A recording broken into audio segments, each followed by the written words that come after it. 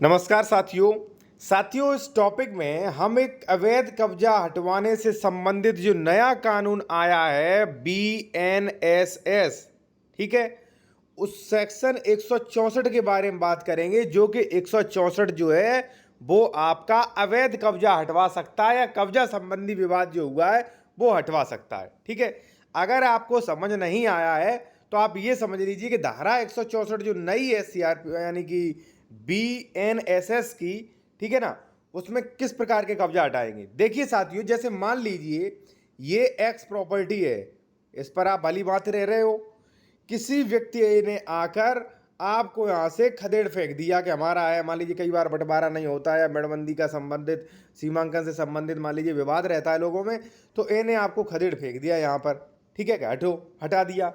तो ऐसी कंडीशन में आप 164 की मदद ले सकते हो, SDM को पावर मिल चुका है, ठीक है, और पहले भी था साथियों, मैं आपको बताऊंगा अभी। ठीक है, दूसरा क्या है, जैसे मान लीजिए एक्स प्रॉपर्टी है, ठीक है, अब आपका कब्जा है, अब ए कह रहा है कि नहीं हम फलानी तारीख को आएंगे और कब्जा जबरन हटा के लोगों को लेके आएंगे और जबरन कब्जा हटाएंगे। ठीक है, अब भाई कोई ना कोई आधार होगा, आप भी कब्जा करें, आपका भी लीगल कब्जा हो सकता है। तो ऐसी कंडीशन में भी 164 से आप कब्जा हटवा सकते हैं।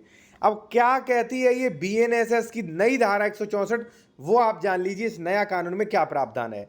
एक चीज मैं आपसे और कहूंगा कि यदि आप कोई कानूनी सलाह, कई लोग जो है भाई हमारा जो कॉन्टैक्ट नंबर जो है वो कमेंट्स में मांगते हैं, तो हमारा कॉन्टैक्ट नंबर वीडियो की डिस्क्रिप्शन दिया गया है। अगर आप कोई लीगल एडवाइस लेना चाहते हैं, कोई ज़मीन के डॉक्यूमेंट चेक करवाना चाह रहा है, या मान लीजिए ज़मीन खरीदना चाह रहा है, ये दिखवाना चाह रहा है कि ज़मीन विवादित तो नहीं, इस पर कोई मान लीजिए सरकारी तो नहीं है, कोई केस तो नहीं चल रहा है, ठीक है, डबल रजिस्ट्री तो नहीं, तो आप चेक करवा सकती हैं। सारी सुविधाएं आपको मिल जाएंगी। कॉन्टैक्ट नंबर आपको हमारा वीडियो की डिस्क्रिप्शन में मिल जाएगा, व्हाट्सएप पर मैसेज करें, कॉल करा के बात कर सकते हैं। ठीक है, अब साथियों क्या है, देखिए अधिकतर लोग पीड़ित होते हैं वो सेक्शन को जानते ही नहीं, वो सीधा चले जाते हैं वकील के पास। वकील कहता है कि भाई कोर्ट में जाइए, और कोर्ट में जब आप कोर्ट में जाते तो वहाँ पे कई धारा है साथियों। सेक्शन 24 में कई बार दावा कर दिया जाता है, 116 में दावा कर दिया जाता है, 134 में दावा कर दिया जाता है, द स्पेसिफिक रिलीफ एक्ट में दावा कर दिया जाता है। तो कहने का मतलब कई धाराओं में चले जाते, लेकिन नहीं जाना चाहिए। देखिए पहले तो कोशिश ये करनी चाहिए कि भाई अगर आपका कब्जा ऐसे ही बिना पैसे खर्च किए, बिना कोर्ट कचहरी के हट जाए, तो उससे बढ़िया तो कुछ है ही नहीं, क्योंकि आपका पैसा भी बचेगा, समय भी बचेगा। वरना अगर आप कोर्ट में चले गए तो काफी ज्यादा टाइम लगता है। ठीक है, तो आप 164 में जा सकते हैं इस नई धारा में। ठीक है, अब क्या कहती है ये नई धारा वो आप जान लीजिए, वो आपको पढ़ के एक्सप्लेन कर दूं। ठीक है, और लीगल एडवाइस के लिए कॉन्टैक्ट नंबर दिया गया है, व्हाट्सएप जो है व्हाट्सएप नंबर वीडियो के डिस्क्रिप्शन में, बेहतर लीगल एडवाइस के लिए। ठीक है, क्योंकि कई लोग जो है भटकते हैं, उन्हें लीगल एडवाइस नहीं मिलती है, तो इसलिए लोगों को कहने पर हमने सुविधा शुरू कर दी है साथियों। ठीक है, अब क्या है, जब भी किसी कार्यकारी मजिस्ट्रेट को यानी कि एग्जीक्यूटिव मजिस्ट्रेट को यानी कि आपके SDM को, ठीक है, अधिकारी, पुलिस अधिकारी की रिपोर्ट या अन्य जानकारी से संतुष्ट होता है कि उसके स्थानीय क्षेत्र के भीतर किसी भूमि यानी कि जमीन या पानी या उसकी सीमाओं में संबंधित शांति भंग होने की संभावना है। यानी कि साथियों कई बार क्या होता है, पानी को लेके विवाद है, जमीन को लेके विवाद है, या अन्य किसी को लेके विवाद है, तो भाई क्या कहा गया कि सीमाओं के भीतर शांति भंग होने की संभावना या विवाद मौजूद है, तो वह लिखित रूप से एक आदेश देगा, ठीक है, जिसमें उसके संतुष्ट होने का आधार बताया जाएगा। ऐसे विवाद में संबंध पक्षों की अपेक्षा की जाएगी यानी कि बुलाया जाएगा। वे एक निर्दिष्ट तिथि यानी कि एक नियत तिथि यानी कि दिनांक निश्चित सुनिश्चित की जाएगी, समय पर व्यक्तिगत रूप से या वकील के माध्यम से अपने न्यायालय में यानी कि SDM न्यायालय में उपस्थित हो, ठीक है, और अपने संबंधित लिखित बयान दें। विवाद के विषय पर वास्तविक कब्जे के तथ्य का दावा करें।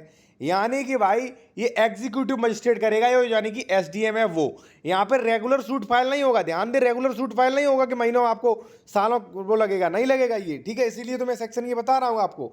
ठीक है, हालांकि कब्जा किस तरह का है, किस तरह हटवाना, ये भी डिपेंड करता है, क्योंकि कई सेक्शन भरे पड़े हैं। ठीक है ना, तो SDM भाई आएगा, दोनों को लिखित नोटिस देगा कि भाई लड़ाई झगड़ा मत कीजिए, फलानी तारीख को आप हमारे वहाँ पे आ जाइए डॉक्यूमेंट्स ले लेके, और अपने अधिवक्ता को लेके आ जाइए। ठीक है, और विवाद के विषय वास्तविक कब्जे के तथ्य यानी कि किसका अभी कब्जा था, यानी कि लड़ाई जो हो रही है इस दिनांक से पहले किसका कब्जा था, ठीक है, वो अपना तथ्य प्रकट करे कि ये डॉक्यूमेंट से सर मेरा कब्जा था। ठीक है, अब देखिए इसमें एक चीज और मैं स्पष्ट कर दूं, अगर आपकी कंफ्यूजन में हो, साथियों एसडीएम को टाइटल शूट करने का कोई भी अधिकार नहीं है, टाइटल डिसाइड करने का कोई अधिकार नहीं है एसडीएम को। यानी कि यहाँ पे क्या कहा गया है कि वास्तविक कब्जा किसका था, यानी कि वो ये नहीं देखेगा कौन इसका मालिक बनेगा, कौन किस सेक्शन के अनुसार। यानी कि इस एक्स प्रॉपर्टी पर जैसे मान लीजिए दिनांक 4 तारीख को लड़ाई हो रही है, तो ये देखेगा 4 से पहले 3 तारीख को, 2 तारीख को, यानी कि 2 महीने पहले इस पर कब्जा किसका था वो ये देखेगा सीधा। ठीक है ना।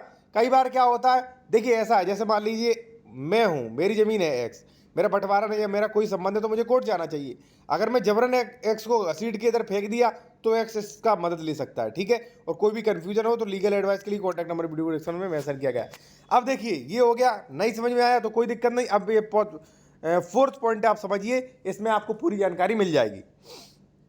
ये क्या कहता है कि मजिस्ट्रेट विवाद के विषय रखने के अधिकार के किसी भी पक्ष को गोड़ या दावों को संदर्भ दिए बिना बयानों का अवलोकन करेगा, पक्षों को सुनेगा, सभी साक्ष्य लेगा जो प्रस्तुत किए गए।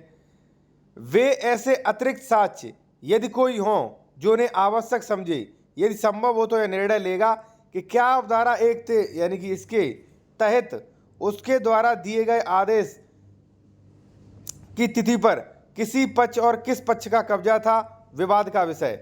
ठीक है। देखिए अब देखिए यहाँ पे बशर्ते, यहाँ पे शर्त लगा दी, यदि मजिस्ट्रेट को यह प्रतीत होगा कि किसी भी पक्ष को पुलिस अधिकारी की रिपोर्ट या अन्य जानकारी मजिस्ट्रेट द्वारा प्राप्त होने की तारीख से अगले 2 महीने के भीतर, उस तारीख के बाद, उस तारीख से पहले जबरन।